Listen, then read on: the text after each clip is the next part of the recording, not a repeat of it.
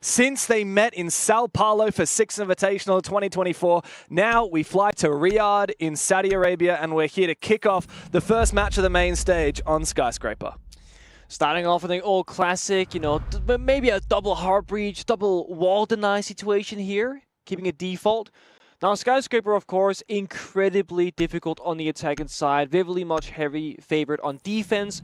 FaZe picked the map, G2 choose the starting side. To no surprise, they're going to go defense to get nice and cozy comfy. FaZe Clan have had a couple of struggles this tournament, and I feel like speaking to different talent members, there's been a lot of different opinions. Some think that FaZe are too impatient sometimes, lashing out, getting aggressive when they can just sit back and enjoy the round. And other times, FaZe Clan have been kind of sloppy in individual gunfights. When we cast them, Cyber was still a demon. Oh, yeah. FaZe were disciplined. They looked like the classic FaZe Clan level. And that was their lower bracket game. They destroyed the Korean Sphere X 7-0 and 7-4. But that was after they lost. They were knocked down to the lower bracket by the American roster of Dark Zero. And that was a 7-3, which is not at all what we expected. We thought FaZe DZ would have been a close affair. We thought that FaZe were probably the favored team out of it. And yet they got knocked down. Now they're still in that lower bracket. They're going up against G2. Now G2, this is their first lower bracket game. They won their first match against the French Gen.G, then they lost to Shopify, the North American roster, and that was actually a very close game. It should have gone overtime. It was really? A 5-7 loss, but it could have gone. Very much so. Absolute overtime was almost guaranteed there for G2, but they just could not get it across the line, and as a result, they're now here against FaZe. Like you said, a little bit criminal to think that we're playing a lower bracket elimination match between the #1 team from Europe in G2, the #2 team from FaZe Clan, who are also, by the way, the reigning world champions. Good. If you weren't going to say that was, I mean, they're not just the #2 still, they are the champions right now. And of course, the year before that, made the finals as well. I mean, how many second places have we seen from this roster? It feels Too like many. A hell of a lot. Yeah, runners up in Sao Paulo. That was, of course, like I said, the last time that these two teams met. FaZe actually beat G2 in Sao Paulo. It was a very close affair, 2-1. And the time before they versed was actually Six Invitational the year prior in Montreal. So it goes to show, it's a real treat to get to see FaZe versus G2. It tends to only happen once a year. And this is, of course, the first time it's happened in 2025. And, of course, we're just getting through a little rehost as we get everyone back into the game. There's Cyber, the man himself. He was insane yesterday on Chalet. He was. I think it was a 16-6, I think, scoreline, something along those numbers. Just in the end, he was vigil on Chalet, just running around the building, going for kills. He was playing pretty much solo queue ranked, it looked like, and making it work. And he's an OG of the scene as well. This isn't like a young gunner. He's actually about the same age as me. Funnily enough, the same age as Ginny and Alfama as well on the desk. All of us are 98 so babies. He's old, according to Ginny. According to Ginny, that makes him old. He is technically a little bit younger than Ginny, actually.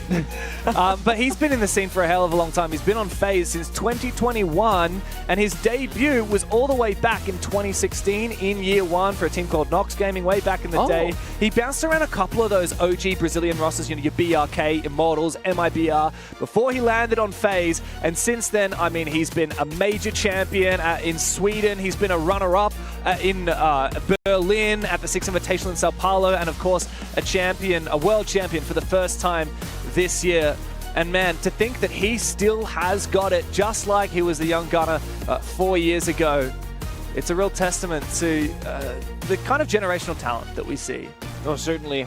Honestly, a lot of people speak out the GOATs and everything else, and I feel like Cyber often just goes unnoticed on that, on that list. People don't go, oh, Cyber's the best, and all these things. No, he's kind of secretly being a good player. Reminds me a bit of NGR in Dark Zero. Yeah. I feel like that guy is so underrated for so long.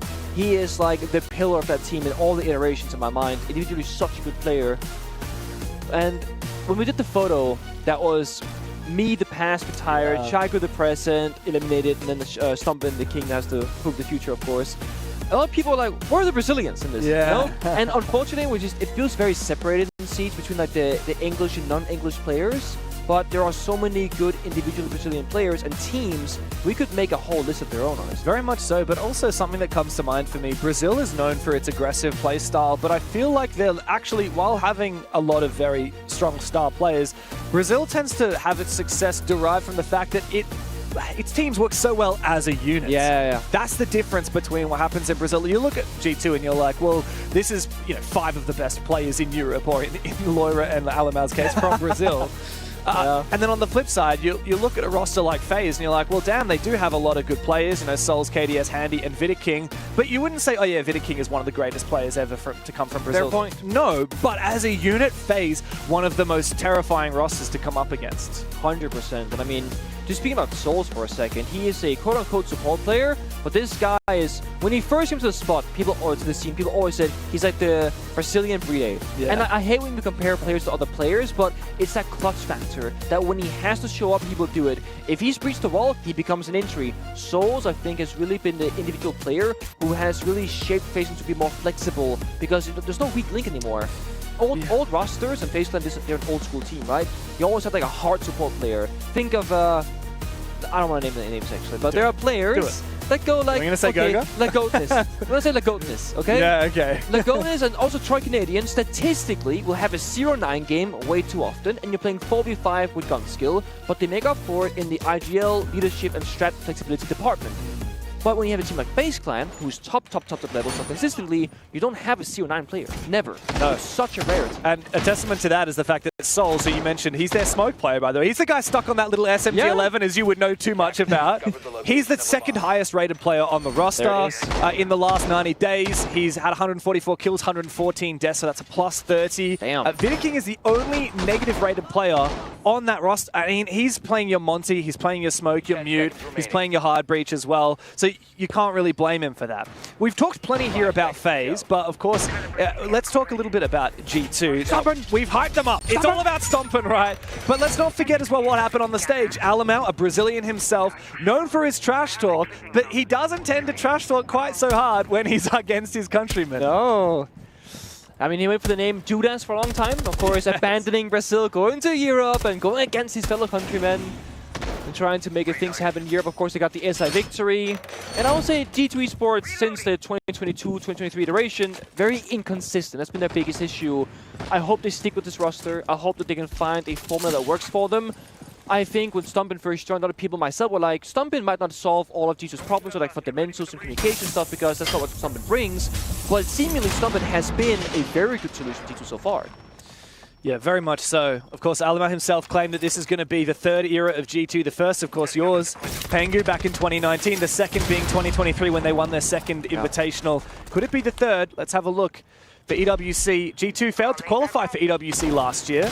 So this is their first time here at the event. And Stompin, of course, 18 years old, his first tournament in person. And he's already looking solid. But it's FaZe Clan on the attack right now. They've already got a little bit of a breach. And starting for map control. Yeah, the breaching is going to be difficult, right? You got the Thermite and the Hibana ban, and now you're Impact triggering with the mirror windows and the Sama keep it barrier. So G2 are making FaZe sweat in the first step of this round, which is the heart destruction. The second step is going to be the roam clear from the other end of the map. So Geisha side, Karaoke T, that's what we see right now. That's where Cyber and the Blackbeard comes into play, can make quick work of the roam, but half round has been burnt. There's a clash in play as well. So G2 are playing utility. FaZe Clan, they got the Glass and Blackbeard as those kind of, let's try and break apart this bomb side. Yeah, it's going to be a little bit of Blackbeard versus Clash here, no doubt. Of course, we've talked about this a lot, Pengu, but that Clash is the best possible shield counter. Have a look at this, though, from Judas. Alamau making his way over onto the middle stairs. And there's a nade as well, flushing out the mirror position. It's going to be a mini execute onto site. Will FaZe draw first blood? No, Alamau finds one elsewhere. G2 to hold down the fort, but Stompin will fall. In fact, G2 seeming to let this slip through their fingers. Reloading. Big entry from Handy. He's taken the ground. He's finished off Stompin. He's looking for another one. Alamau with the shotgun wins the fight. It's all down to Souls on the Glaz as he brings out that PMM, a dangerous pistol, as he tries to duel with the Clash. Doki takes his head clean off. It's a 1v1 versus Alamau. And Souls, we named him. He is the Clutch King. One bullet. He is the backbone of this roster, and he brings out that DMR. He knows now it is a 1v1, and he spotted him for just a brief moment. Alamau, does he push forward? Does he hold his ground? All he needs is one more bullet. Souls has got to land it, but Alamau will clutch for G2. Oh my days, both so low on health, and there it is. Guys, we're chill, we're calm, don't worry about it. SMG-11, fast firing against a DMR or pistol player from Souls on the Glass. Disgusting. And I gotta say, FaZe maybe a little bit impatient, like some people mentioned earlier, pushing down the staircase, trying to pick apart Alamar from below. You could truly want the Clash player by the side itself. We see it here, the swing, the check, the double swing. FaZe now was so good, and this double injury is phenomenal, but then we chase Alamar. That's when the round kind of falls apart. Yeah, I mean, to think it even came down to a 1v1 for Souls here is impressive. Alamar, he said he was calm, he was collected. A little spray with the SMG-11. That is the face of a man who does not give a damn. Celebrate first and talk your smack later. You gotta earn it though, like we say. Nothing is granted. G2 kicking it off on their defense. We always knew that this was going to be a bit more comfy for G2. As you said, FaZe picked the map, G2 picked defense, start on Sky. 1v1 for the first round, a little bit close for comfort. Sure. I think something that I personally value very highly is when you are either a nervous kind of player or a new player to the scene, which Stompin is, getting a kill in the very first round is such a big roadblock that's now removed. Because let's say you go 0-1, you go 0-2, you go 0-3, even if you're winning, you might get that small, oh, I can't get a kill, I can't get a kill, I can't get into the situation. First round, Stompin gets 1 kill, phenomenal. Now he's unlocked, right? Alamar, who Alfama spoke about, might shut down in some big games. He's got 3-0. He's feeling it. He knows he's better than FaZe Clan now. So already G2 from a mental perspective, they got a significant advantage having such a good first round. Yeah, particularly for Alamar, as you said. We know he's very much a momentum-based player. There's been a lot of criticism levied at him post the victory in Montreal about his failure to keep G2 at a high level, and a lot of people marked his inconsistency as an in-game leader in those big games. Now he's got his confidence, he's looking in peak form. That's a cheeky keeper. So he has an assignment keeper on the couch in Geisha, can hide behind an impact trick outside the breach in the cell mount in the ace. Very unique. Might be able to get there safely though, with this upside down rappel. KDS has actually finished off Doki, so that is that Azami player that you mentioned in Geisha. And while he did waste a decent amount of time, it's good headway here for FaZe. Now we're gonna see that disciplined FaZe action, not getting over sellers. Blast swings, gets shut down by Vidaking, despite the default cam, and stop and fall shortly after. Yeah, that is a rough start here for G2. Alamar forced to clutch, this time not a 1v3, but a 1 versus 5. Oh. SMG-11 in hand and a hell of a lot of damage done. Vidaking is gonna detonate the logic bomb, and that phone ringing will reveal Alamar's position. He's cut down and cut apart by Handy. Vidaking gets Lippy straight on back to G2. FaZe Clan, they're a team where it's very dangerous giving away an easy opening kill because they will play the 5v4 like it's a 5v5. They're not going to risk anything. They're not going to get silly with it. And when you're playing Skyscraper on all these cut-off positions while playing utility, they can get easy kills using Kept on Fire and a guy on the rappel. That's how they got the first player of Loki. Loki was forced to sprint away with no chance to stay alive. So yeah, G2 denied the wall, but it cost them 1 or 2 players. Damn, Vida. Well, G2 win the first round of defense, which should be the favored side, but it comes down to a 1v1. FaZe then wins their first attack flawlessly. Not a good look for G2. Do not rely on clutch plays like the first round from Alamar. FaZe look really deadly on these attacks. Something that G2 has really had this stage is the Loira demon factor. Since the very first day of EML Stage 1 this year, he has been, I would say, the best player in Europe, honestly. He has been ridiculously good. And he's also had a great tournament so far, but we haven't really seen a game, really, that mattered where Loira didn't show up. And I'm curious if Loira doesn't get activated versus FaZe Clan, if that will be a deciding factor of, is this going to be a very close series, or is he going to fall apart too early? Because he has been phenomenal. Yeah, he's definitely one of the key fraggers for G2. And yet to find a kill, like you said, that monkey off the back, not yet done for Loira and Blaz, actually. I could say the same for Cyber, but I don't think he really cares. He hasn't really had a chance to see many G2 players, thanks to the rest of the team mopping them up. Now it's a map clear. Bomb site taken for Kitchen, so not re-attempting T Karaoke, which is for most teams the favored side. I kind of like this though. Like when you choose the bomb side, you feel like what do FaZe want to do, generally speaking? Because one thing is the 2 primary ones top floor, that's going to be more default. But for the tertiary, you can do horizontal, you can do vertical, you can play cutoffs like KDS is right now, just watching the runarounds, the rotates. So I think T2 is trying to feel out, okay, what kind of FaZe Clan performance are we going to see? What's the playstyle going to be chosen from them. Oh, wow. My, Stompin. Gnarly shot there from Stompin. Thread the needle despite having Cyber holding it with an ACOG. That's a bit of a tilter. That's the 18-year-old mechanics right there. And the reaction times of a prodigy. He's holding onto this position really well as well. He's got this shotgun. There's info. Default camera. But they're checking the position. Two players peek at the same time. Alamau might have been down, but that's fine because Stompin was there to support. It cost them a lot of HP, but they'll get both their players back up again. A handy in the crossfire as well will be taken down. Well held from G2. FaZe looking for gaps. G2 playing proactively. So beautiful playing 2 versus 1 in multiple areas there, ensuring they get a trade and a kill on their side. Let's say, you know, Alamau swings solo, he dies, and then the same thing happens to Doki-san. All of a sudden, you're looking at a 4v2 in favor of FaZe Clan. Now, there are 2 players down instead. Small teamwork goes a long way. And if you're in a 2v1, the chances that one player is going to get both your players without a trade, very unlikely. So it's the right way to play it for G2. Yeah, but Stompin and Alamau are very low HP, so I would be very careful if I was them. And Blaz taken out. I don't know where KDS found his opening, but a 2v3, especially with the HP differential, is starting to look very possible for FaZe. If only Souls had those soft breaching charges instead of the Claymores in pocket, because you can do a lot of vertical destruction. Instead, a staircase, your only real option now for Souls. He has the fuser case as well. You can't have the hatch. Oh. No, and the staircase is awkward because it forces him into that angle that Alamau held. He was always going to see Souls' feet first. Now KDS, he does have Stompin right around the corner. Ooh, that's a missed flashbang.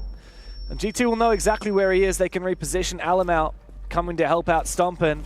They might even peek at the same time. Flashbang goes out.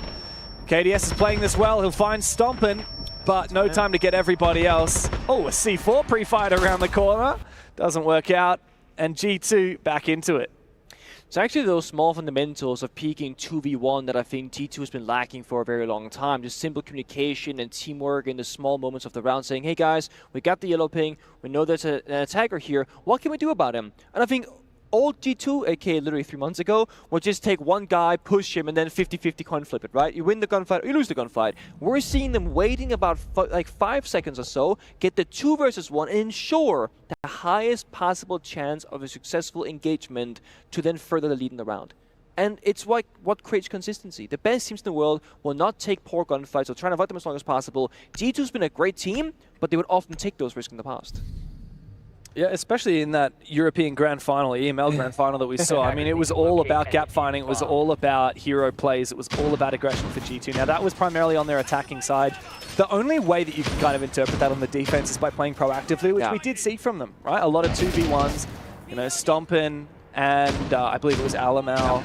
Two-timing that player downstairs. And then Doki and, I'm not sure it's Laura Blast, but they swung from Drum and Dragon at the same time as well. Yeah. Good moves. Good moves. moves. And even as well, when you've got 5 players alive, a lot of the time the gap on the defensive side is that you don't have anyone taking cameras. Yeah, that's true. And yet we did have someone flicking defaults. That's how they spotted that player downstairs at the bottom of house, and that got them a kill. And one of the things about current meta of Season is it's very fast-paced, very proactive, very flexible. Most maps don't have enough safety for defenders to just say, guys, I'm going to go on cameras for the next like 30 seconds, just like flip around to see what's happening. But Skyscraper, it's an awkward map to attack because it doesn't really have a middle of the map. You have office over into T and vice versa. You can't just be in the middle all of a sudden. The staircases are very deadly, right? So it's one of the rare maps where defenders, A, they're heavily favored to win, and B, you are going to have a lot of safety either by the bomb side, if that's clear, or the roam, if they're going for direct attack, to check those cameras. So good on G2 for doing it. FaZe Clan, they've already got one attack around though. All they need to like hit the expected round count is a 2-4 half. Yeah, I mean 2 attacks is more than enough on Skyscraper. And a third, I wouldn't be too surprised. I mean, we're only halfway through the half. And FaZe have looked competitive in almost all of these rounds. Loira looking to be a demon. Do you want looking this, for though? his first kill. Do you want this? It's dangerous. The way Cyber's playing it, it's not worth it. Yeah.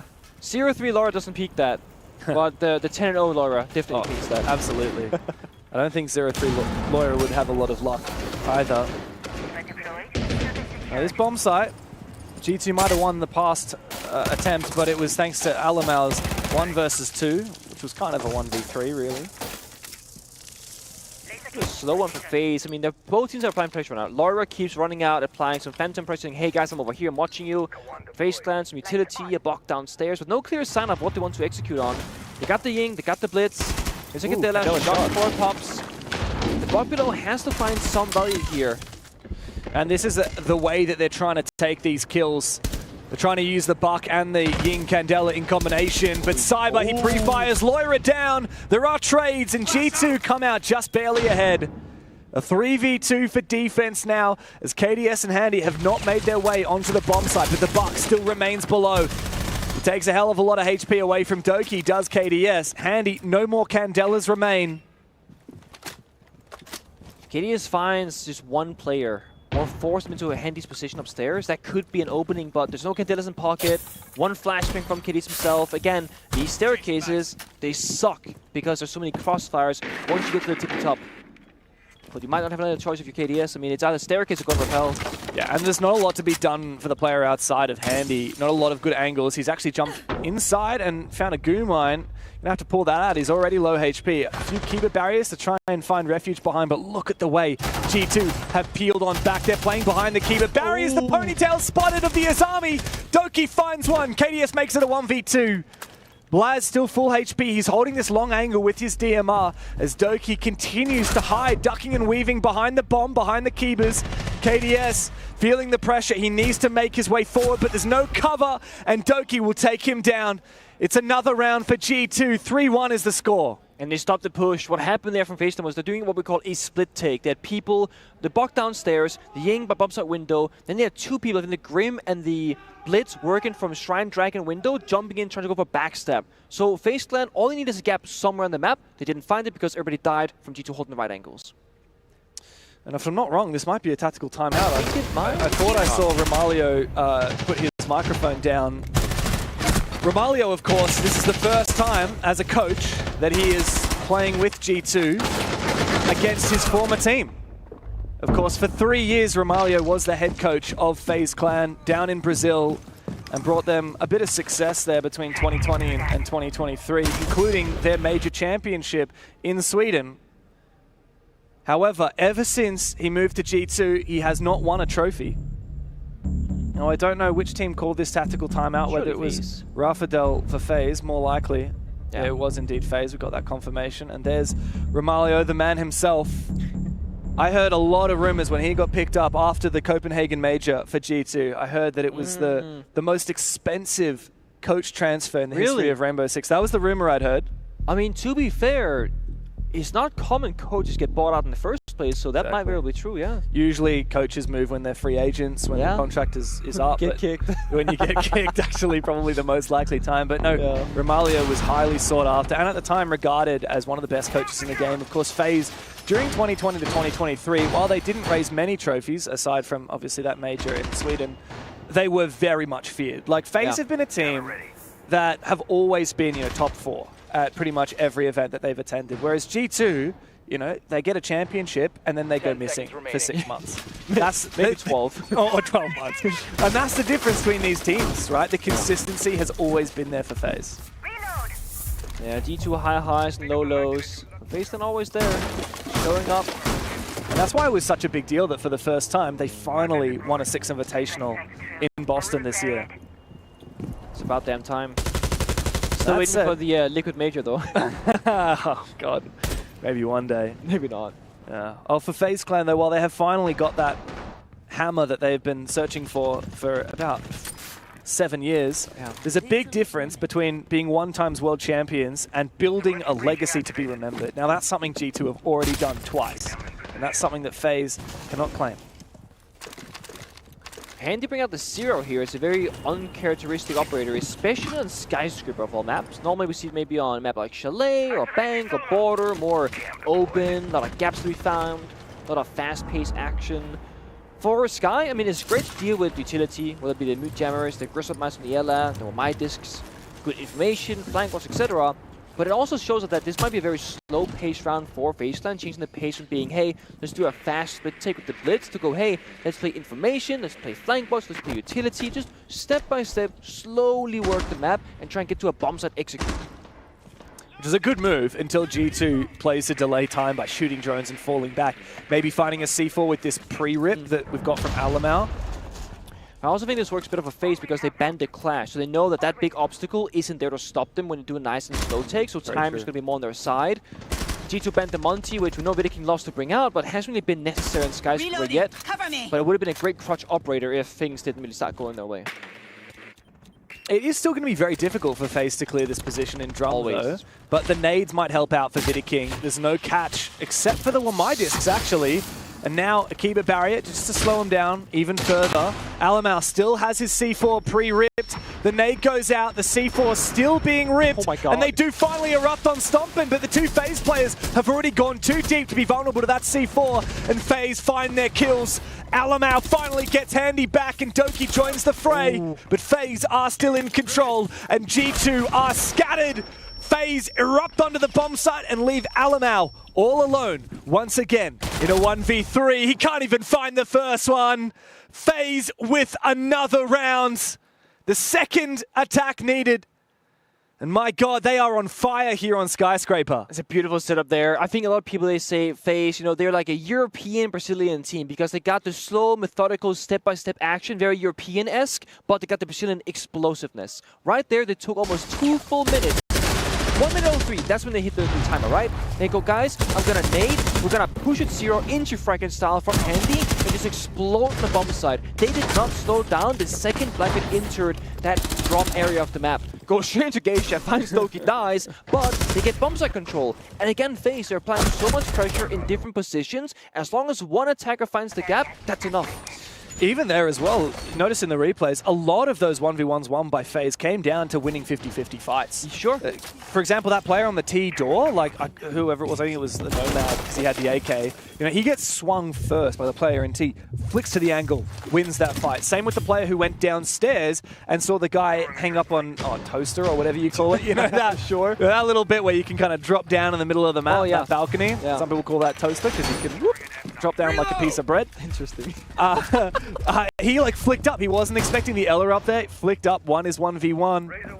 FaZe Clan, they've got the methodical game plan that you've got. You said they've got the explosiveness. They've also got the gunfight skill. Oh, that they do. Curious now for FaZe. Similar pace, go nice and slow, then hit that explosive execute. Lyra is still 0-5, by the way. It has to be mentioned. On defense, no less. Lyra Demon is not Lyra Demon at all. More like a ghost. Nobody can see him in the server right now. He's on util now. They're playing smoke. He can play more sheltered role, play utility, stall for time. Maybe get some positional kills rather than having to have the confidence to swing and take fights. I quite feel like a Goyo would have been nice here some of these rounds. To say, okay, FaZe, they're going to do a 3-2-1. Let's go really fast. Pop a Goyo. Yeah. Right? Slow things down. A smoke is like, in a way, a mini Goyo. You can like more rotate around, toss out the toxic babes. It also means that if smoke's in the wrong position, no one else can really do that job. Yeah. That's where the Goyo pre-place one's going to be nice. Yeah, there's a lot of delay here in the G2 lineup. You know, the Azami, the Legion. Not to mention as well the Fenrir. Blackbeard spotted. Now, G2, how are you going to try and deal with this Blackbeard? The nade sends him on back, and that's free ground for Blackbeard, but Cyber on the Deimos actually goes down and baits it for Stompin', who can retake and immediately forfeit the ground with the 2-player advantage for G2. Great re-aggression there. FaZe, half the players outside the building can't help. There's no follow-up. I mean, I think all 3 of them, in fact, are outside. So now they lose full map control. They can't trade each other. And G2 can now fall back either to the bomb site or they can stay up above and hold on. They can play both sides of this one. It's not unlosable, though. Oh, especially if Doki goes and swings that. That might be the nail on the coffin for FaZe. 3v4 is very doable, but losing that last player. Oh, and the diffuser as well is still up inside of Drum. And look at this positioning from Blaz. I think he's about to meet a player. Never mind, Stompin' steals the kill first. Souls, 1v4. He finds his first. Straight into the Dread Mine. Around the corner. It's time.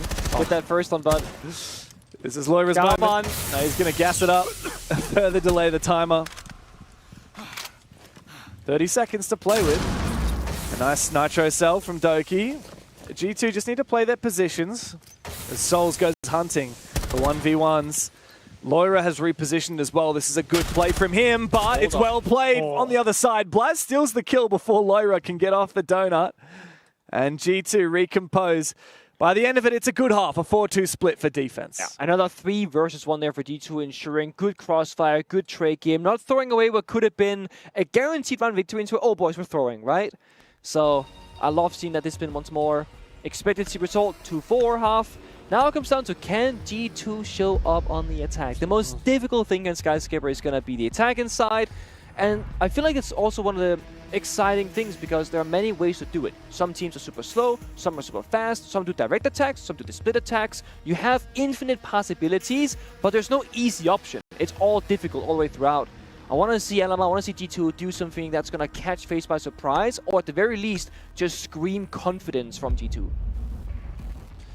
Well, banning out both the hard breach deniers does give them a little bit more time, right? You don't, and it also saves their operator pool. You don't have to worry about getting rid of bandit batteries or Code Electric Claws with Twitch, Thatcher, Baby EMPs, IQ, verticality, all the different ways you could possibly do it. So it does give you a little bit more flexibility in the operator lineup to bring those execute operators as meta operators. But you don't have the Ying, you don't have the Monty. And those are 2 of those kind of sneaky operators that you would chuck in there to really brute force an attack. In fact, none of these operators I'm seeing for G2 are the stereotypical execute ops. Obviously, you can kind of use your Deimos or your Dokkaebi like that, but not traditionally. I actually like that FaZe don't opt for a double heartbeat spend here because they recognize it doesn't matter if G2 they breach the one-up because they should get that job done regardless. Yeah. It matters what happens on the bomb set after the fact, and that's where they're targeting these very powerful execute intel or counter intel operators. I mean, Ying is planting the entire team, no one can see a damn thing. Wouldn't be surprised if Grim became a power operator for G2, that would be the 3rd operator ban for FaZe Clan after 3 rounds because it's again bomb set execution. Yeah. FaZe Clan though, with this in mind, with both Deimos and Dokkaebi being open and picking the very first round, they cannot fall early on the roam and give any easy kills to G2. It's better for FaZe to fall back and cut your losses early than overstay your welcome. Very much, and we actually do see those repicks come through from G2. The Dokkaebi and the Deimos will stay, but we get that Grim that you mentioned, that oh-so-powerful Grim. Also, a notable one is the Zofia, which kind of can be used for execute or for info with the concussions, but a big one as well is, is that Clash going to make an appearance because G2 elected not to ban it on out. So you got to get that Zof there. It's the most versatile Clash counter. Ooh, this could be a Nitro here from KDS if he's got the lineup. Could have gone for it. Blast dies early. Wow, that was a cheeky, aggressive play outside of the exhibition breach.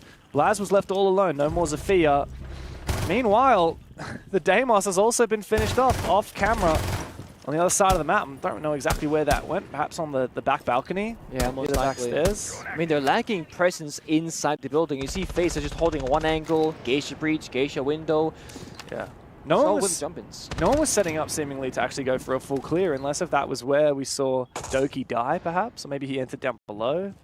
Could have been a vert angle from T Room, which is where Andy was playing. It's gone here though. Oh no! That could get a kill though, actually. Ironically, never mind. Gets shot out. It's just these 2 players who are all claustrophobically hanging out in Garden. Nice 2K from Loira. Another one from Loira. Oh my God! He finds his 3rd. What? And now suddenly it's a 2v1 for G2. Loira has turned into a demon. And it's up to Souls to extract him from the server.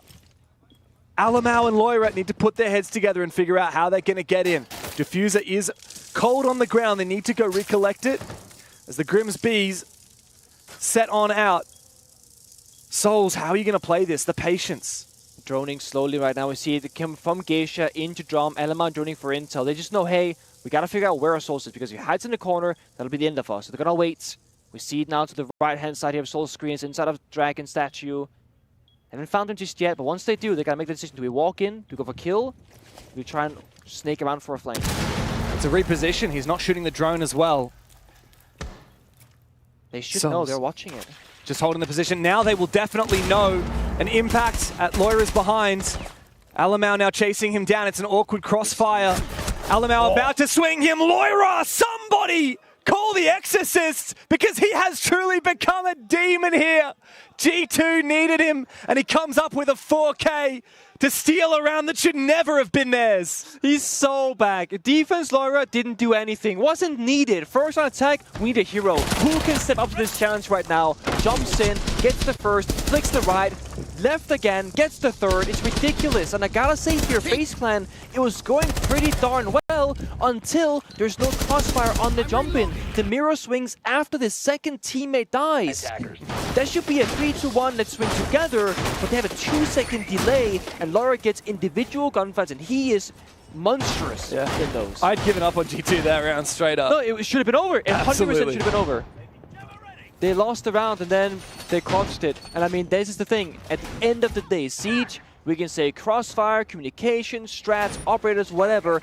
But at the end of the day, it's an FPS game. And Loira just showed us the perfect example of an FPS round of Siege. Yeah. Shoot better and you win. Sometimes. Damn the mechanics. It goes to show though, like every one of these G2 players is capable of having a monster rounds. It was just a matter of time before Loira woke up. Glad he did though, because I mean that's a huge round from him. It gets G2 a pretty critical attack, right? Right at the start of the half. Right when they shouldn't have won it as well. Huge for the mental. And huge for Loira specifically as well. You need that confidence on attack to make the first move, right? It's what G2 failed in. They lost 3 opening kills that round just for Loira to go nuki. That was my worry in the beginning, right? What happens if Loira doesn't step up massively for G2? That attacking round was horrendous from a strategical perspective. And now you go to the next round, and now you gotta strategically start the round again. Unless somebody goes big. So first step, try and breach Geisha. What they didn't have last time was secondary EMPs. Grim was bringing can openers. This time, Capital, Stumpin are bringing the EMPs out instead. So they can get that first wall. Hibana tricking it, now it's going to be soft, and they can soft destroy it. Now they have a way into Geisha. That's the very first pressure point. But what G2 needs here on Skyscraper is 2 or 3 different points of pressure to force FaZe to watch many different angles, not just hold the same one. That's ugly. Yeah, this fire though is really gonna... He lives? I don't know how Handy ducked and wove through that. Loira's gone in with the pistol. He might actually find the kill, Loira! He's back alive again, but KDS will put him down. He's got the injure, but not the finish onto Handy. And FaZe have recomposed well and truly. Is there going to be a revive here as well? KDS looks to retake. Meanwhile, Cyber's found another one. A big kill from KDS to lock down Geisha, leaving Doki alone. And Handy able to be picked on up again.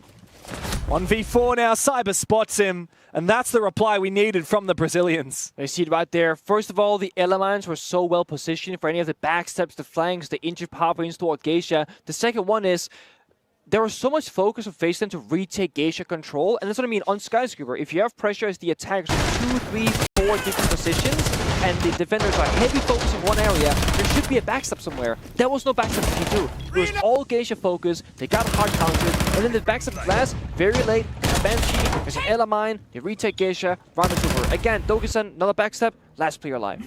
The backstep has to come either first to force attention away from Geisha, or at the same time, so that if Geisha doesn't succeed, the backstep will. Now, neither succeeded, FaZe Clan looked almost flawless. Yeah, much better from them. That said, you know, both of these rounds so far on the defensive phase, they've looked pretty well locked down, aside from that big Loira 4K. More of an anomaly, perhaps, in the rule. But there was confidence from T2. Loira was in there. Loira Pistol in hand. But little bit small lack of follow-up, right? And I will say this, for Stumpin, he's Capital, him jumping the window dying is very low value for him. And it's one of those cases where Loira saw a gap, he took it. And if he had gotten both kills, not been injured, had Geisha control, that's phenomenal. But if he does end up dying, which is what happened in that case, there's no real follow-up. Stumpin cannot help, he cannot retake that space. Yeah, maybe we needed the rest of G2 to jump in on Loira's gap. Round is done though. Still only 2 attacks required here for G2 to take the map. And this time they're going to go with something quite different. We haven't seen it all from them yet. Right before the next ban comes in, it is a heavy execute. Double shield and the glass. What are they cooking here, Pengu? It's going to be a plant from blast, Blitz going deep. Nomad watching upstairs engaged with the air jab. They're going to go crazy with this one. Already prepped is the window, and in goes Blaz. Alamau's going deep, so is Stumpin on the pantry side as well. It is so free, and you've read it to perfection, Pengu. What's going on now with the Blitz? Stumpin comes to support. G2 find all the frags. Vidaking making his way back to the site. Handy is above. There was no way that he could deny the plant. Blaz is still alive and still in the site. Watching, locking the fort down. G2 are not giving up any ground to FaZe now. As that timer continues to tick away, you got to start making your move, Cyber. You can't wait forever. And he does find the opening. G2 now just holding on with 2 players left. FaZe have made their way back to the bomb site, but the timer is ticking down, and it's up to Blaz and Doki now to lock down these final few seconds. Vidiking jumps on the diffuser, but Doki's got it on lock.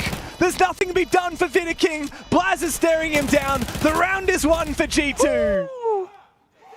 It's beautiful. From the very beginning where that started, a perfect read from G2. They had air taps upstairs, there was no Warden, no Geisha presence, they have double shield. That means one shield can cover, protected by the shield, can get down that diffuser. The second one, just play for stalling. Get in there deep, distract the opponents. Once the bomb goes down, you win the round. It doesn't matter if it's 3 versus 5, the postman from the exterior and the verticality buff is perfect. And this is the G2 that we know and love, the new G2, the stomping G2, the revitalization that this roster has seen. Go hard or go home. That is their mentality. Right at the start of the round, pick your strat, go for it, send it. If we're going to lose, we're going to lose fast. But if we win, you better watch out because we're going to tilt the living hell out of you. And because that works so well, FaZe Clan now, from a mental perspective, they got to sit there, okay, we can't roam too far away from the bomb site because they can rush it. We've seen it now. But if you play too close to the bomb site, you give up all that extensive roaming where G2 struggled to enter previously. So now it's a bit of a difficult one.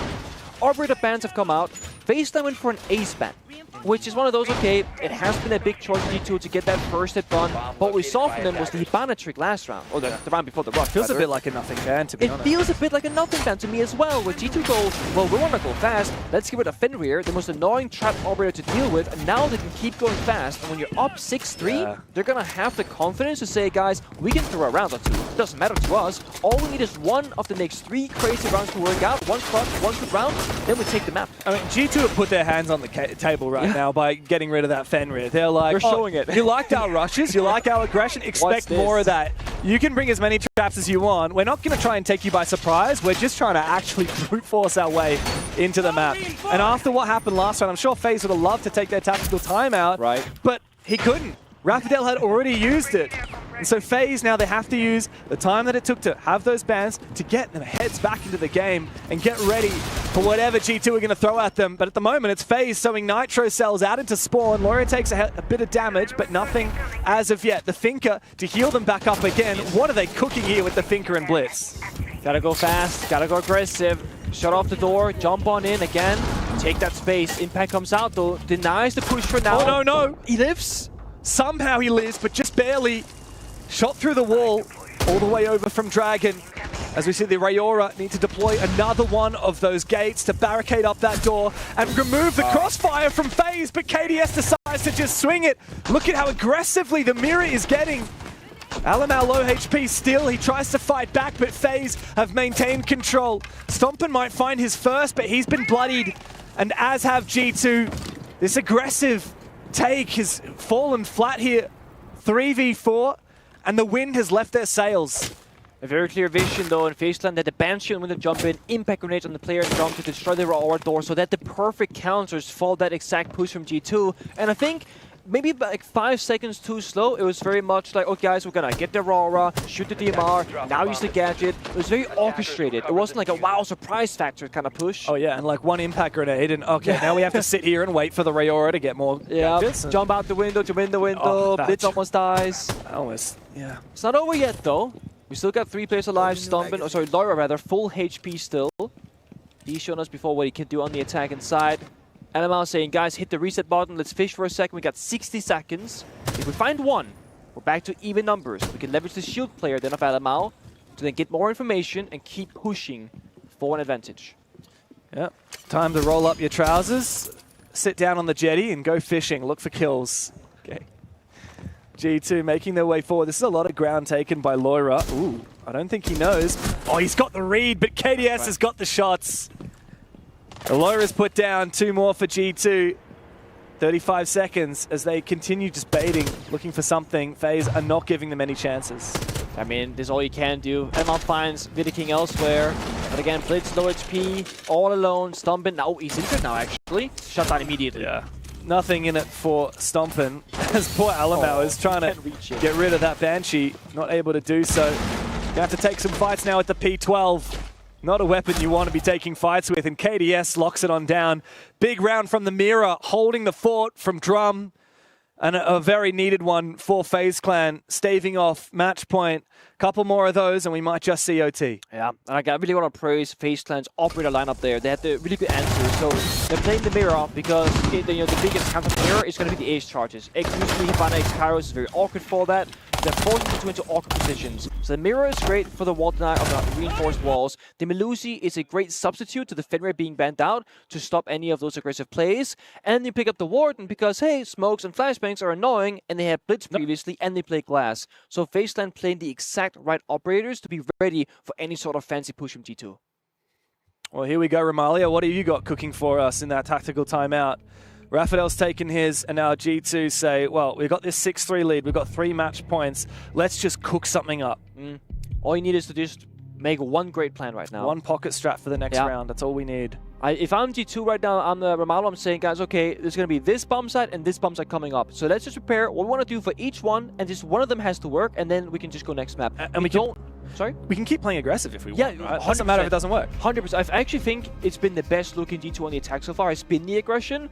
And if one thing goes their way previously, there's no banishing to jump in, there's no impact grenade play inside a drum, or maybe they get a kill, that rush could have worked. So it was not far from success, even though it looked like a big failure. Well, like I said before, it'd be a big chance for Romalio. The first time he's playing against his former team.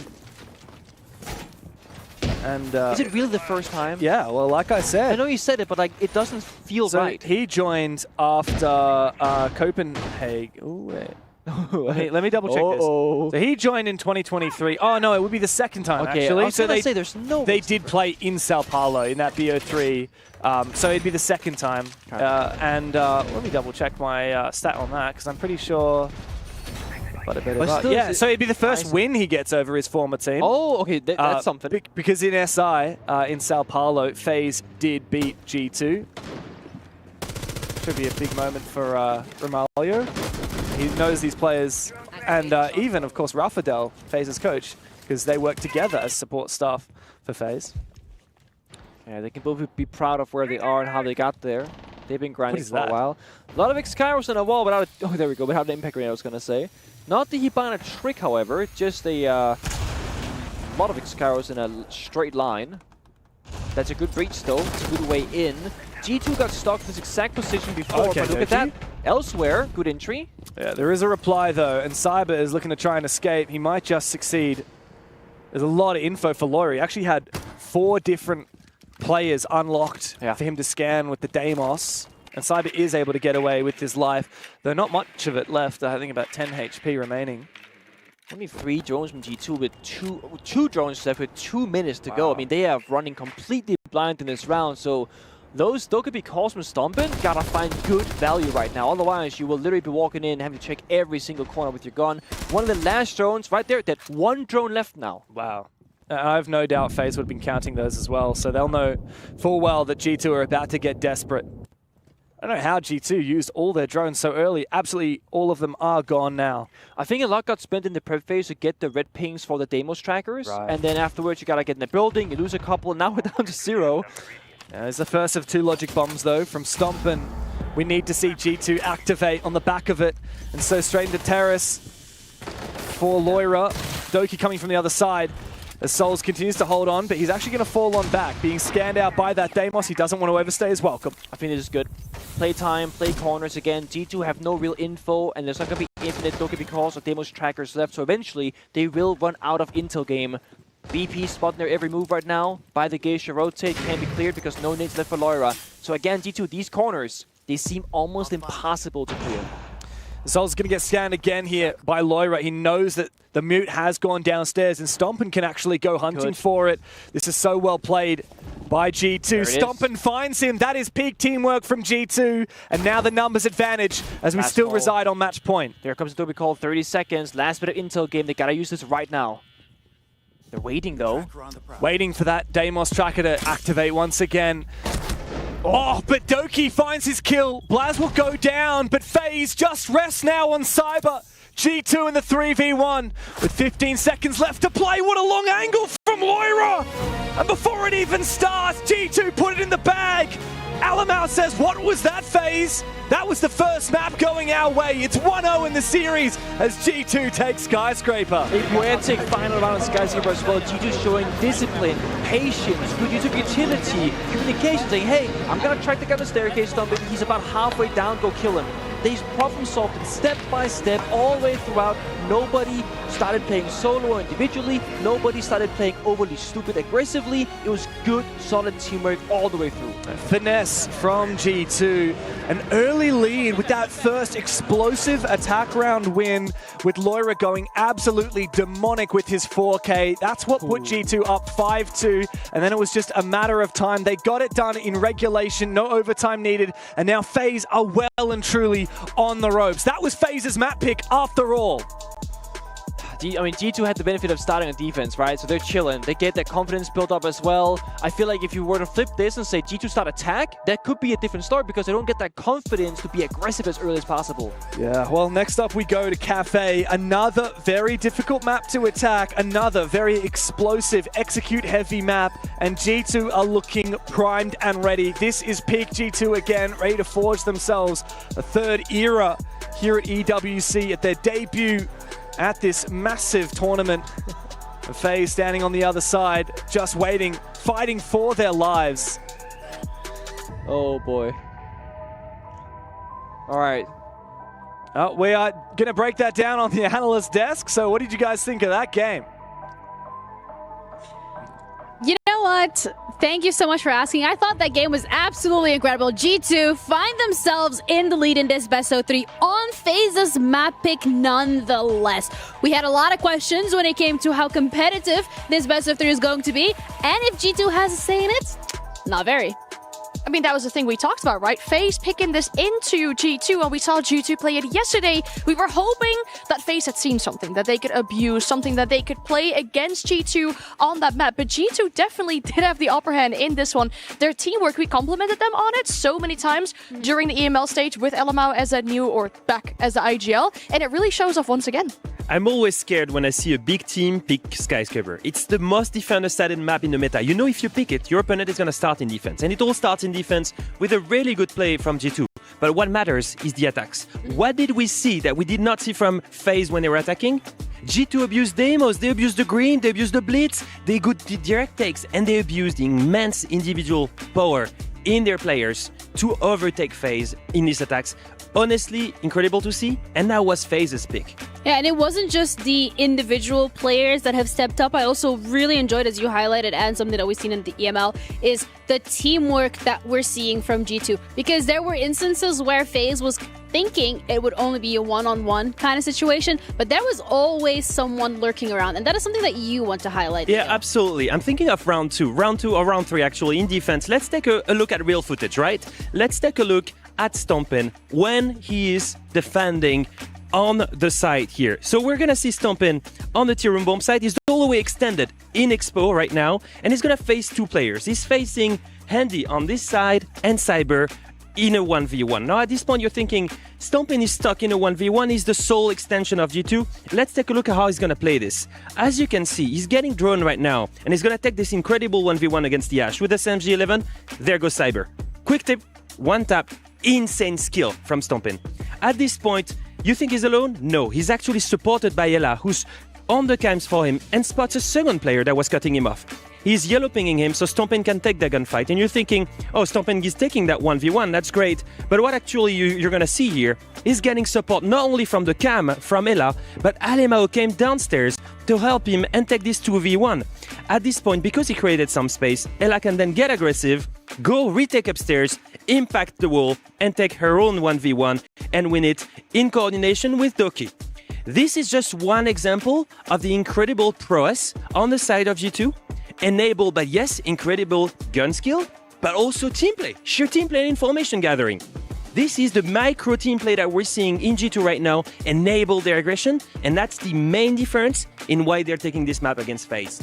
And you love to see it, especially on that defense, making sure you hold on to that space and actually assisting those players over on the roam as well to make sure they can hold on to it for as long as possible to make it difficult for FaZe to get that ground and to actually do something on their attacks. Yeah, and that is map 1 done and dusted, going in favor of G2. And as a reminder, it was FaZe's map pick.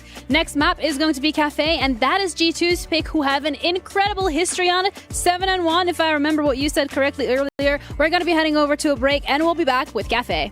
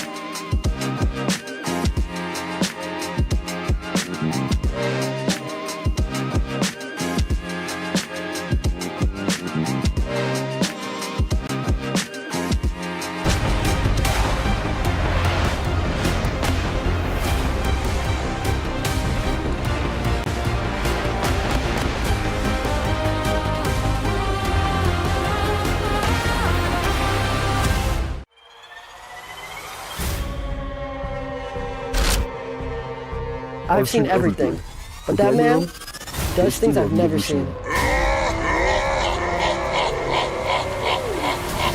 No, I'm not talking about that freak of nature. Is he here? No, he can't be here. He cannot find me. I have to get out.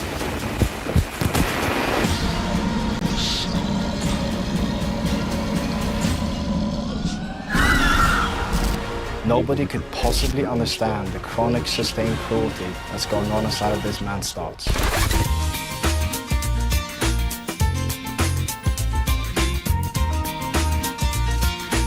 Let's go, Zach! Fucking go. You're the king! He's great. Let's go, bro. Nice, bro. What are you doing, bro?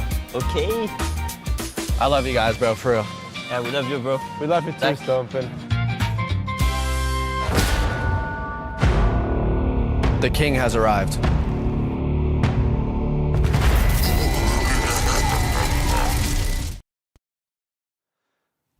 Well, you heard it from the man himself. The young prodigy is here to play, and he's one map up in the series, on the verge of eliminating the world champions here at EWC as G2 continue their campaign.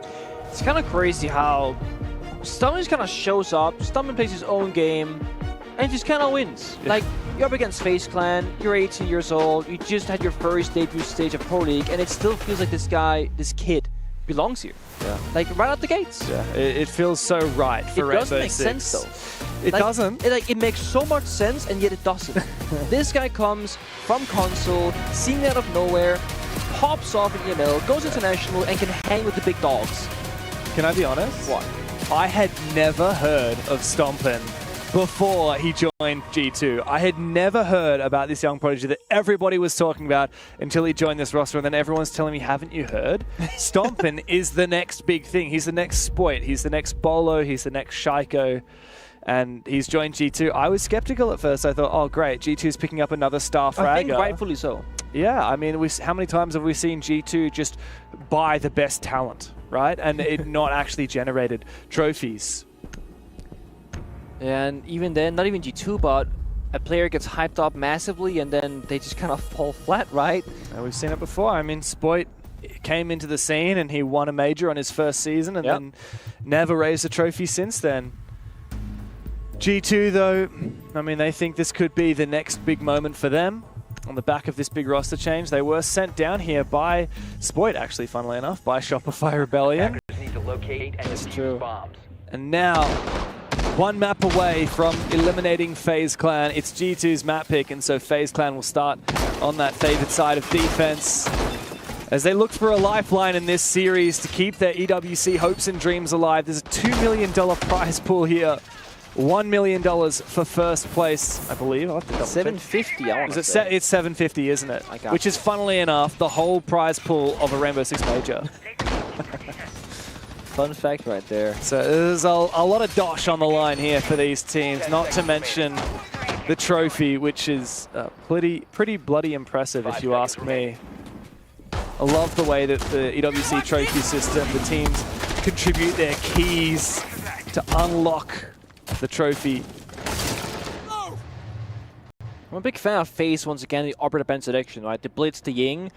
Then they did the ace ban on Skyscraper. Like, yeah, I don't like that at all. I want to see FaZe commit to this, right? Like, we're looking at, again, the Grim, the Capital, the Dokkaebi, the Deimos, things that are enabling G2 to get kills and progress the map. Not a damn Heartbreacher. That's not what we need right now from them. Well, you know what's scary for me if I'm FaZe is you look at what G2's taken out. Azami, no more hiding behind those keeper barriers. Jaeger, okay, Jaeger ban on Cafe. That means your only catch is going to be the Wamai, which we haven't even seen brought out here by FaZe in the opening round. That's an ambitious C4 from Cyber. Doesn't land. He's actually going to get spotted by the Deimos before he finds a mute jammer. Alamal's elsewhere found one. A kill downstairs from Handy. On Handy, rather. Split pressure. I mean, they're bottom wide, they're in reading door, they're on the window, or wide window rappel. I mean, they're applying pressure again everywhere from the building. And this is the thing. Cafe has for a long time been defender favored. With the Siege X rappel change and whatnot in your Arbiter defense system, I do think this can easily become an attacker favorite map, or a 50-50 at least. And G2, they can get in the building and get a foothold a lot easier than Skyscraper. In the first 6 seconds, they've already shown this. So much damage can be done from these repels as well as the Lion locks the defenders in place, and that opens up the gates for Doki to come in. Player on repel, somehow Souls has survived. 1 HP and he finds his kill on Alamal. Eventually taken down by Loira, who has jumped into Cocktail, traded by Vida. Is locked out by the Rayora gate. Blaz now holding his line, but FaZe have well and truly recomposed. G2 trailing behind as Doki looks to try and spot Vida King. Blaz is just waiting patiently. Doki does find his mark on KDS. Blaz to open the equation for G2, putting his team into a 2 versus 1. Vida King cannot withstand. The Frenchman gets it done. G2 firing on all cylinders. And again, when plan A doesn't work, there is always a plan B. Time to go big or go home. Doki finding good value. Blast playing it patiently. There was a clear vision right there. Aura off, the double door to top wide, rappel on in, and try and get down the diffuser. When that didn't pan out because the players on the bomb side died, that's when you go, okay, up the wide staircase, hold your angle, try start fishing for those kills. It all worked out this greatly though, because they found the opening kill. Alamal downstairs and reading. They started on the 5v4 and it still became close, but having the early lead was enough for them. Oh, I didn't realize Blaz got a 3k on the round, or 2k on the round. Big moment for him. I was a bit scared that G2 would try and force a plant down in that scenario, but no, that's not the G2 way. No, you gotta, again, utilize what you have available in that round. It's the Deimos, those trackers. They had 2 or 3 they could use, just in back-to-back quick succession. And that's, again, what G2's been doing so good. They're not just going fast, fast, fast, lose the round. They're going fast, okay, let's reset, use utility, so play slow for a little bit, and then when we're ready, we go fast again. It's that pace change that's catching FaZe off guard so many rounds on both Skyscraper, and I think also in the first round here on Cafe. They don't know when things are happening and when they're resetting. Yeah, G2 love to go pedal to the metal and then shit that handbrake. And then go pedal to the metal straight again. It's what makes them so unpredictable and then so difficult to read. FaZe already off to a little bit of a rough start. They go downstairs. This is mining. Oh no, this is all the way down in bakery. Kitchen and kitchen, as we say. Kitchen service. Kitchen service, kitchen cooking. Yeah. Gordon Ramsay, we like to say. Made the universal call-out sheet. We settled for kitchen service. Oh really? No? Yeah.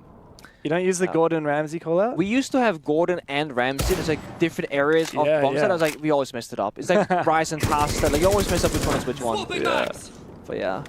No, it's the thing about Cafe right now is that FaZe kind of force into many different things, right? One is that you want to have utility, like the Kai Tubra right now for wall / head deny. But then you also want to have things to cover your positions, like they want to have smoke for, plant deny. They don't have any trap operators or any shield counterplay for the Monty.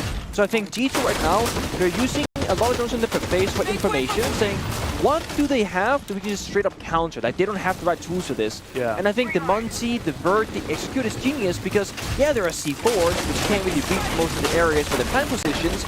It's pretty much handy on smoke with 3 toxic baits as the sole solution for a default kitchen headshot here. I think G2 again have a great read strategically. No Goyo, again, no Goyo at all in this series, by the way. No Goyo. Yeah, surprising to see a lack of it. For FaZe, though, they can just continue to whittle down that timer. Yeah, they will. The big question is, how are G2 going to take control of VIP? It's traditionally so difficult to clear out. Are they going to ignore KDS? I think it's Monty, Headstrap, walk in and plant because there's no plant deny. And you just have them flank in and you have to flank watch right here from Doki. I think you can simplify it that much because we know there's no Echo, Maestro, the C4s won't reach you, and Smoke is not even playing by the bomb side, so Smoke won't reach either. I think just ignore them is going to be the play. Well, not if Cyber can take down Doki. That was your flank watch player that you were talking about. And that's because Cyber is playing in this position near the bar. But as you've said, they're just going to go straight down into side. They're going to force the plant down and look to ignore the VIP position. A Nitro Cell actually finds Stompin and not the planter of Alamau. That means the cover needs to come from Loira, and it does. 3v3 into the post plant. As Handy goes deep, but Alamau finds him. KDS now on for his flank. VIP left unscathed, and that means that he has to make his move. Loira spots him, wants to take the fight with the pistol up against the DMR. KDS goes for the reload as the Monty locks down that position. A reposition now, but KDS will finish off Alamau. It's up to just KDS now with that DMR, but Loira has him on lock, has him spotted, and will take him down. You read it to perfection, Pengu. It's a perfect round from G2. And still, Doki died early. If he doesn't die bottom garage because Cyber lashes out, that's even gonna be a much easier situation for G2. They had to problem solve on the fly very quickly. Monty already dropped the hatch. They couldn't afford to say, guys, let's wait 10 seconds, get a guy in the white stairs garage door. So instead, Loira drops with the Monty Alamau, and she just blocks the angles and protects his teammate, and they go aggressive. They go in, they get the kill, they watch the flank, they cover. They do so many things with so few players because G2 has really good communication. And I think FaZe right now, they're lacking the foresight to saying, guys, what's the weakness right now? What can it do against us? And they go, we'll be fine. They don't have a Monty, right? They had a Monty, right? The one operator that can actually completely screw you over, they had that operator. Alamau played it so well as well. You mentioned the other day, this is, in that case, it was related to Clash. In this case, it's not. But how a lot of players will actually equip their pistol on the Monty, and it puts the shield on the back, and it means it's much faster to go for the plant. It also meant that once the plant was finished, it was much faster for Alamau to get up. He didn't have to have that animation to get his shield up, and it actually meant that he could just quickly 180 and take that fight, get that kill. G2 looking spot on. Every one of their plays is always in the perfect position. Blaz for the backstab, Loira to cover the plant. I mean, Loira was working overtime. Oh, he really was. He was flank watcher, bomb side plant watcher, flank watch again, and then they doubled in the smoke. I mean, when Doki died, it was Loira said, okay, that's fine, I can do your job too if I have to. It's If I'm FaZe right now, though, what I want to see from them is more proactivity. Because right now, what I would say, guys, don't let them 5v5 execute by the bomb side. Try and disrupt them. That might mean play overly aggressive, play 4v4, 3v3, because then you're making G2 more uncomfortable because they don't have the right tools to deal with all the issues. But right now, if you give G2 safety, where they can just like get information, make the right calls, and then counter you, they're looking dangerous when they're attacking. So I want to see FaZe lash out before G2 gets ready to execute.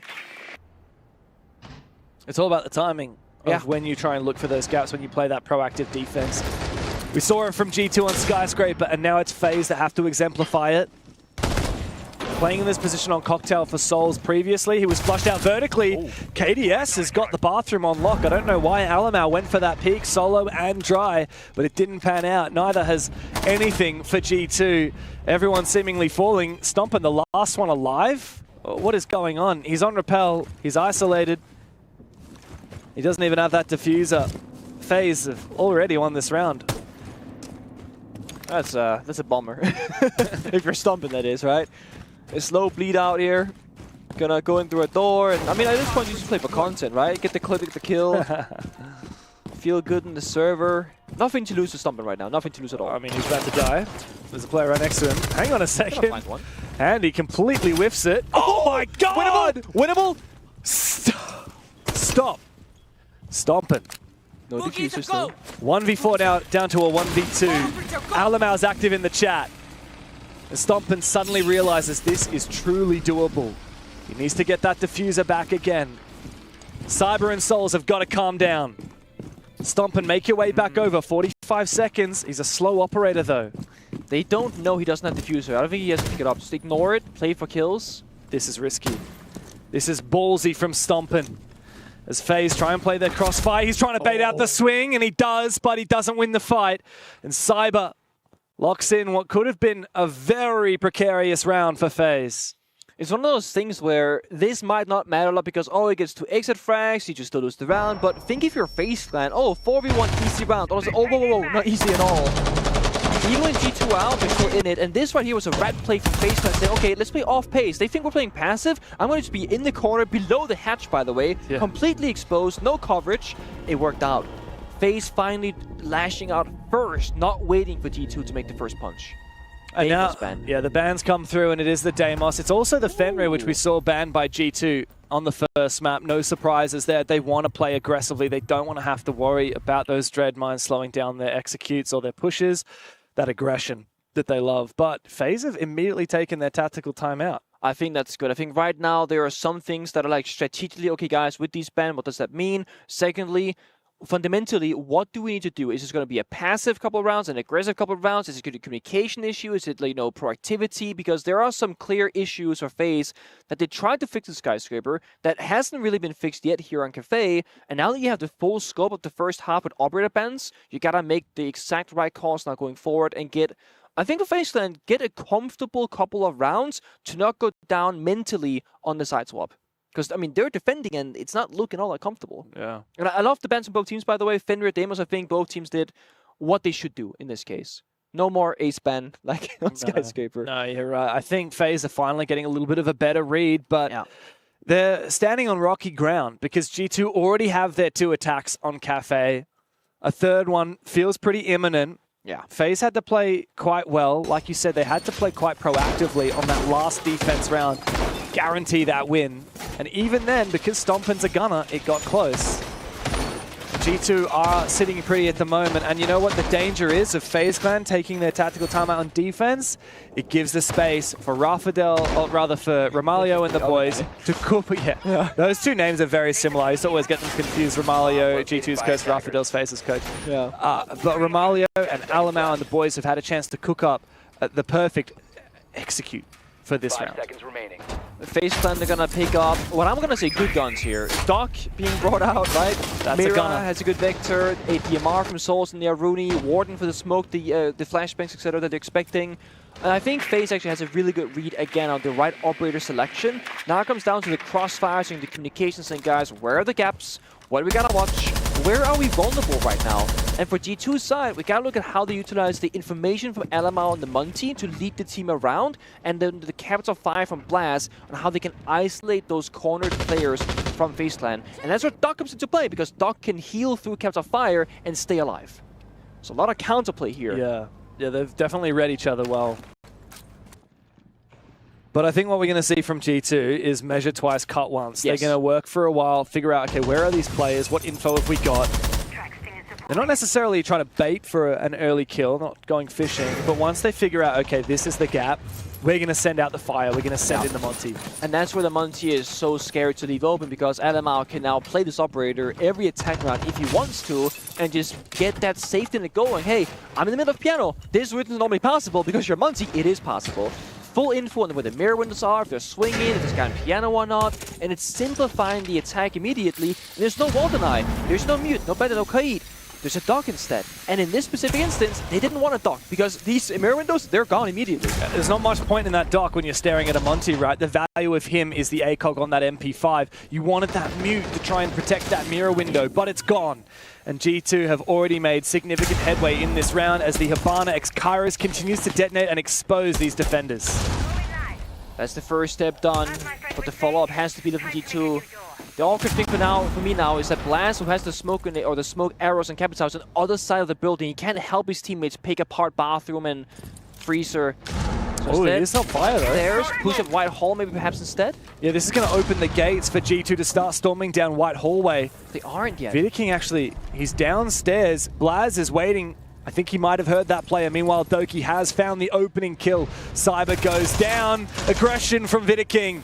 He knows that position on the windows from Blaz, who's trying not to give up his life. Here comes the Monty straight on inside, but both get stunned. Alamau finally gets the last laugh, and Vidiking feels like he needs to go for a run out, but he's not going to spot the player until it might be too late. He's the last man standing, and despite finding that kill, there's a hell of a lot left to be done. A flashbang in his face, and bullets from Doki. G2 come to life, and FaZe sitting back down again. And again, it's just really good fundamentals, G2. This step-by-step problem solving, and FaZe Clan, again, not having that one operator to deal with the one issue that's going to win the round for G2.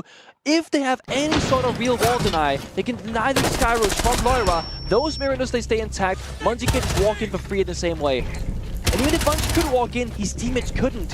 They didn't even have any smokes. They didn't even have anyone to stop the lines of sight. They just had manpower, control, and a 3-2-1 execute. G2 again with a perfect read. And it's getting scary now for FaZe. They're trailing 3-1 after already losing their own map pick of Skyscraper. G2, they didn't get the favored side here, but perhaps this is going to be an attacker-favored Cafe. I honestly don't think this is just Cafe being attacker-favored. I think this is G2 just being that much better. It has been. And I'm not gonna lie, it's been in a surprising way that they have been better. Yeah. Because this is not the same G2 that played the EML that got first place in Europe. This is the same team, mechanically speaking, but better teamwork, communication, strat, problem solving. And I want to give a praise to Alamau. I think for the 3+ years he's been in Europe, he's had really good moments and he's had some underwhelming moments. Obviously, as an individual player, he's been great, but I feel like there's been times where you don't see the leadership from the front, where he's lurking around, backstabbing, doing something else, and his team is struggling. He's been in the front lines almost every single round in this best of 3 so far, and the rounds have been won or lost off his leadership. Yeah, G2 are really showing us a little bit more variety in their play style. In EML, their success, a lot of it tended to derive from that explosivity, the gap finding. That's not what we saw just then. G2 said, let's brute force this. And it's forcing active defenses from FaZe, but Vidiking almost loses his life trying to get proactive. As a nade to clear out some barbed wire, claims half of his HP, and Doki is even here waiting for some of that aggression from FaZe. G2 have got the read. FaZe know what they got to do. They got to stall out G2. They got to keep that pressure on early in the round, but G2 are ready for it. I think G2 are expecting some information game like a Valkyrie and Echo here, so FaZe could make better decisions, so the Nurk is a perfect counter to that. They don't have exact info on the cameras, but it still works the same. You can lurk in, try and go for an off-pace play, catch FaZe by surprise. Meanwhile, G2 they apply pressure elsewhere. C4 takes on Blast first. Oh, he got that. Gnarly shot from Stompen. That's the mechanics we've come to expect from this guy. But meanwhile, His team has lost a player. Now it's time to go deep. KDS will find one, but Stompin's there for the refrag. Down to a 3v3, but G2 have stolen the top floor. And that opens the gate for them to clear out all of these players below using the vertical angles. That's a 4v5 as well because Doki was out of the building just with the nuke holding a passive angle. So that's actually G2 making good work upstairs despite not having numbers advantage. Again, good teamwork. They got an inkling downstairs. There's a player somewhere. A yellow ping came out. The Vert, be careful. C4 in the pocket of Vidiking. Can't go fishing for a kill.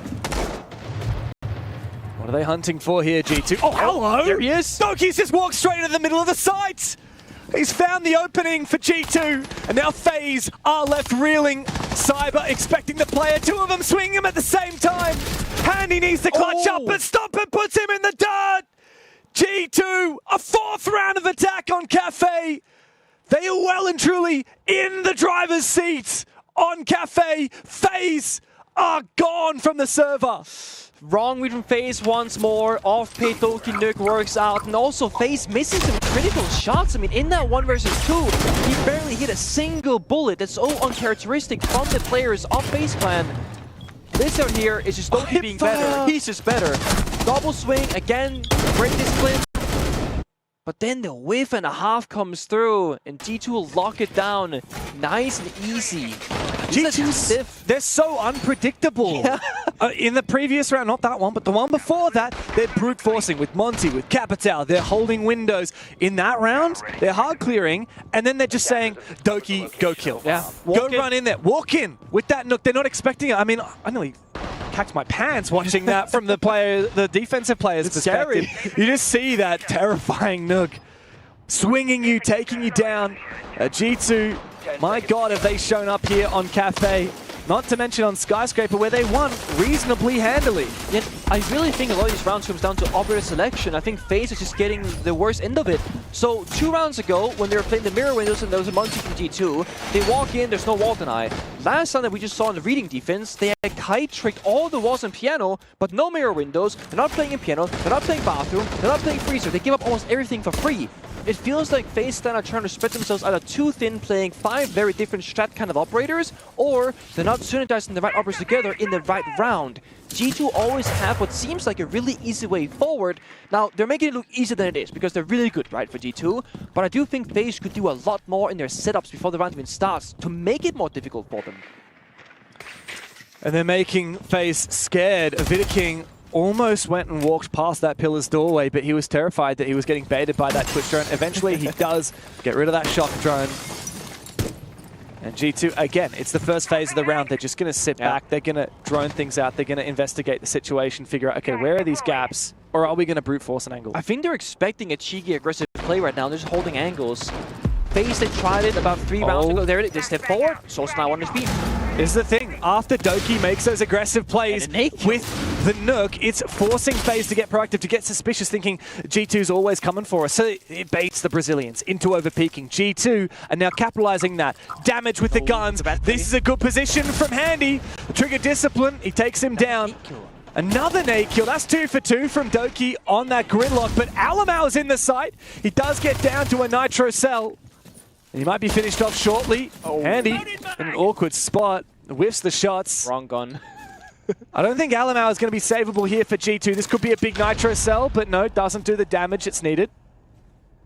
Handy taking a lot of damage onto the gridlock stingers and red stairs. This is very awkward. He's slipping away. KDS though finds a 2-piece. The round is just over. What? Yeah, I don't know what happened there, but out of nowhere, FaZe jumped out. Yeah, big jump out from outside on the cocktail windows, or perhaps the white window, but G2 could not recompose it. Oh, is this a tactical timeout? I'm so confused. I'm so confused. I'm completely gobsmacked. I thought we'd already seen both tactical timeouts. The round was so active, and it was like probably 60 seconds before any like real action happens, I thought on my mind. Yeah. Then FaZe finally took the round into their own hands, makes a high risky play, jumps out the window, but it does win them the round. He gets a 2-piece, third player was injured, and C4 got the 4th.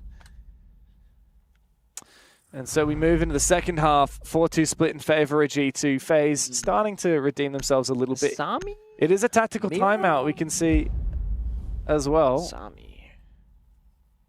Okay. IQ ban. I was thinking a lot in that last round about how FaZe didn't play a single round of Valkyrie or Echo. I have a feeling we're going to see both of them. Yeah, and I feel like Valkyrie is, of course, a static information operator. You put them down, you can't really move the cameras around. But for Echo, if you don't know what G2 they're up to, you can just move that yokai drone around and try and scout for active information, and that could get you a lot further.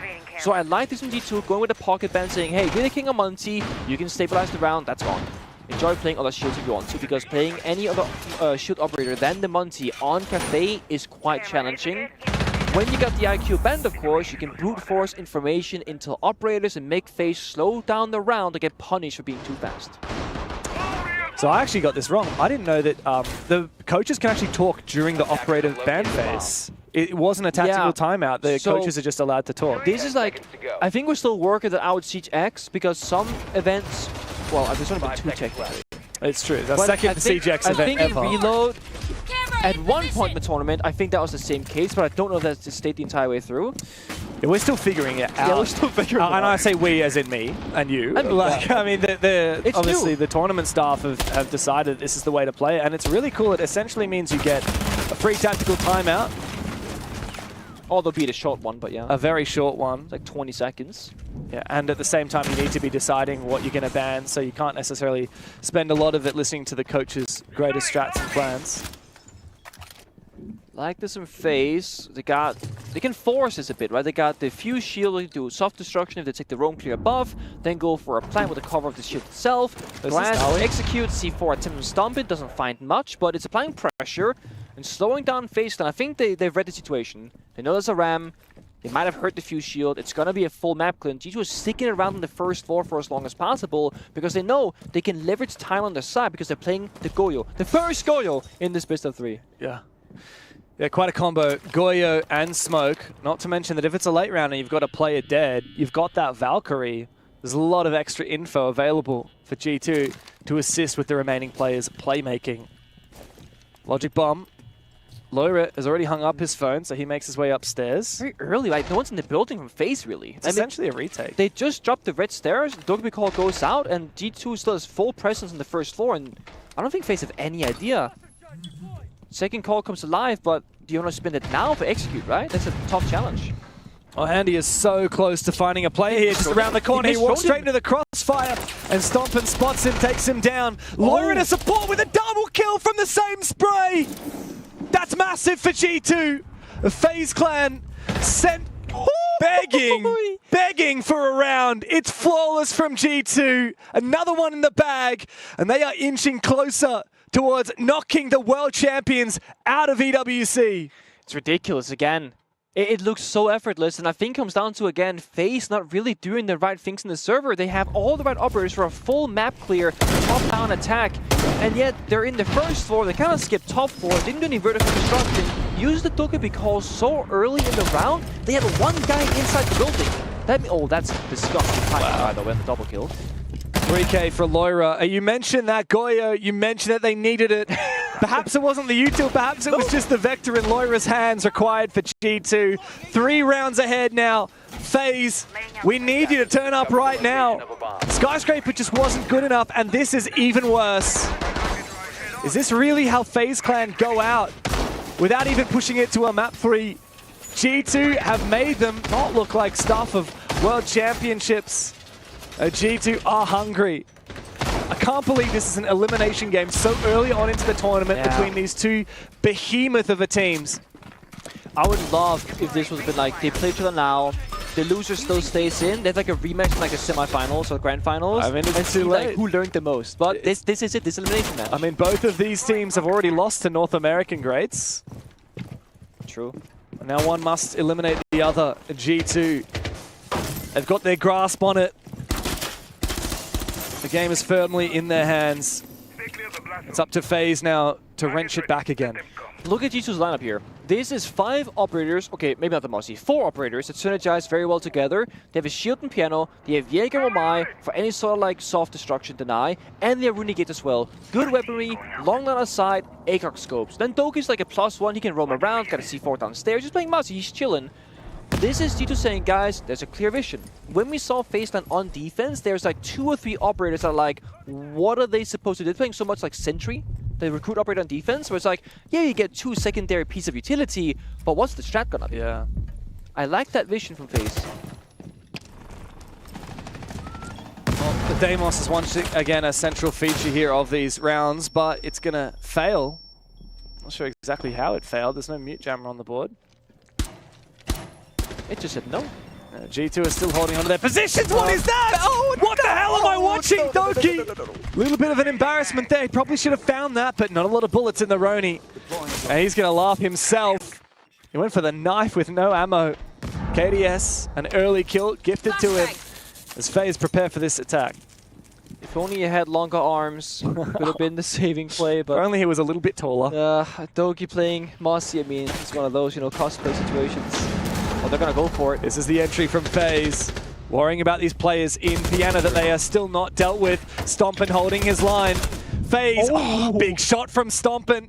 Souls now holds on. That's the one from Stompin. 10 kills to his name. A 2v2 now as Souls is forced on back again. Another one from the American. Stompin on the Frost is holding down the fort for G2. And it's up to Souls to clutch up. He doesn't know where they are. He's pre-firing. And no doubt there's someone watching his position. The default cam finally shot down. He doesn't have the diffuser. He doesn't have any teammates. And he doesn't have a lot of hope. Another shot towards his direction from Blaz at bar. A flashbang goes out. He wants to approach it with the pistol. Sees him. Bit of damage done. Watch out, Blaz. He falls back, but Stompin finds another kill for G2. And another round. One more, and they knock FaZe out of the tournaments. Stompin in the comfort zone, the chaos, right? This guy has played so many 1v1s, played roller tournaments where I imagine it gets really messy very quickly. He's zip-zapping around the building, just going for kill, for kill, for kill, and rotating so well around it as well. There was a 3 versus 4 as one player was injured from FaZe plan, but such good rotations, and I gotta say for FaZe, they look a little bit shaky, nervous. I mean, Souls in that 1v2. Bow to your king, Doki. He saved the round. Oh, yeah. Well, after Doki gave up a free one to KDS with that jump out, yeah. But that also just personifies G2, right? You see Doki laughing here in an elimination match after he completely fluffs up. He doesn't care. It's the G2 camaraderie, you know, a lot of people have said, you know, they've got a certain energy to them, a certain aura. Yeah, a lot of people would have said, you know, G2 is a little bit toxic. But really, they just have good vibes. They have so much fun. I feel like it's turned from, like, I don't know, not toxic, but like maybe negative toxicity to like fun banter. Yeah, in a way. They're just cheeky now. I think that's the word that we would say. Yeah, I would say so. And when Stompin is going 12-5 against FaZe Clan, you know it's a good game from G2. Yeah. Like, it is. Yeah, so many multi-kill rounds from Stompin. In Australia, we would call G2 larrikins. Cheeky little mischievous troublemakers. And they've certainly made trouble for FaZe today. 4 more rounds the Brazilians will need in a row to push it to overtime to keep their hopes alive here at the Esports World Cup. FaZe unable to find their footing and get stabilized in a round. I mean, when you get opening kill to opening kill like previously, you'd think FaZe, they got this one, didn't shoot default cam. G2 had permanent information on everything that was happening top floor until it became numbers advantage in favor of G2. So FaZe are failing on the fundamental basics right now. Not shooting the cameras, not getting the building, and misusing utility. FaZe need now back to basics. Take it nice and slow. Drone, get down the red hatch and start working the map nice and simple. Expect aggression from G2 because they're gonna fight you. Look at the lineup. They got the Doc, they got the Goy, they got the Lesion. These are individual operators that can be so creative. There's the aggression. He walks up, they're watching it, they're ready for it. That's Warden off the board. Not a huge loss because there's no Glass, there's no Ying, but still, numbers advantage. It's well baited from FaZe, but on the flip side, Doki died first last round. It didn't seem to matter for G2. Yeah, you gotta aim for Stompin now. Take him out of the game. Yeah, he's the pivotal player for G2. He's the hero maker. He's been promoted to Doc as well. Yeah. There was that good old meme in North America with the 92 Dream Team. Whoever's playing the best game of Siege right now on the server, they get promoted to the Doc. They get their Doc license. He certainly earned it, 12-5. Loira, I mean, he's just about earned it as well with how many multi-kills we've seen from him. He's got that Vector. Alamau joins the fray. Only 3 remain for FaZe as they get desperate. Stompin still holding his ground. The FaZe are taking the top 4, and they do. G2 are happy to fall back, knowing full well they are still in control. Yeah, but again, it's by G2's own choice. They say, you know what, we're going to surrender top 4 because they could have stuck around, play 3-on-3. We say, no, there's 60 seconds left. We're comfortable by the bomb side. You got to work the clock. You got to work the self-destruction. So many things can still go wrong for FaZe Clan. There are 3 drones left, so limited intel. Hatch was thankfully soft for them. It gets popped right open. But G2 can sit up now for the next 20 seconds and wait for FaZe to make the first move. That comes down to the vertical game here for G2. Just waiting as FaZe get that sledgehammer to work. The one that they raised not long ago in Boston. Look at that. Here comes Vidiking. He's got that diffuser in tow, but the angle is found from Blaz. He's ready for it. Bit of damage, but not the kill as of yet. And so FaZe slow back down again, but look at that timer. There's just 10 seconds left. They need to go now, and Blaz is waiting for them. He finds the opening kill. Cyber and KDS need to spring into action now, but G2 have sent them back to Brazil. The world champions are done.